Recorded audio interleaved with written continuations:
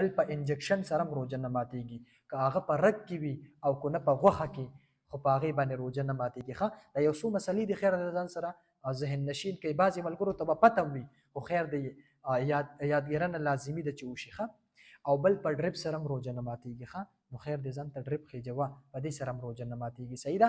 ځکه روژې دپاره تاسو معمولي حربې اختیاروئ او روژه پرېږدئ، یاره سبا به زه ډریپ خېجم او سبا به ځان ته ستن وهم، که ټیسټ هم څوک ورکوي که نه، نو په هغې هم روژه نه ماتېږي. ښه، ځان له به جوازونه نه ګورئ، ښه روژې په ټایم نیسئ. بهترینه میاشت ده، یقینا درته یم دا میاشت بیا نه راځي.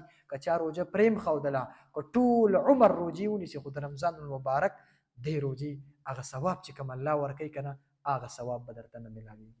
نو کم از کم په دې روژو کې ډېر احتیاط کوئ.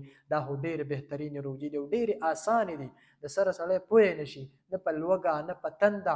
ګوره چې کله تلاوت کوئ که نه، او کله د الله ذکر کوئ، او کله منځونه کوئ، تاسو به چېرته په روژه پوه نه شئ. ښه، دومره تر و تازه به یقینا درته یم. تاسو وګورئ په دې مسجدونو کې چې دا طلبا ناست دي، هر ټایم تر و تازه وي. ولې؟ د قرآن سره نسبت دی، د الله د کلام سره نسبت دی، ټول عمر تر و تازه ګرځي. او په رمضان مبارک کې هغوی ته نه ګرمي سوی، نه یخني سوی، نه لوږه سوی، نه تنده سوی. ولې؟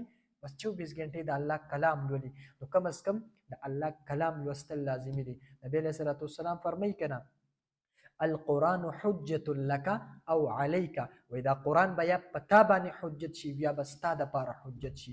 اوس کو دې دا قرآن سره مینه کړې وه، د قرآن سره د محبت کړی په دنیا کې، د هغې تلاوت دې کړی، نو هلته به څه کوي؟ شفارس به کوي، ستا دپاره به جګړه کوي، تر هغه وخته پورې، تر څو پورې چې ته جنت کې نه داخل کړی. وایي د دوو قسمه څیزونو چې کوم دی، د هغوی شفارس او د هغوی جګړه منلی شوې ده.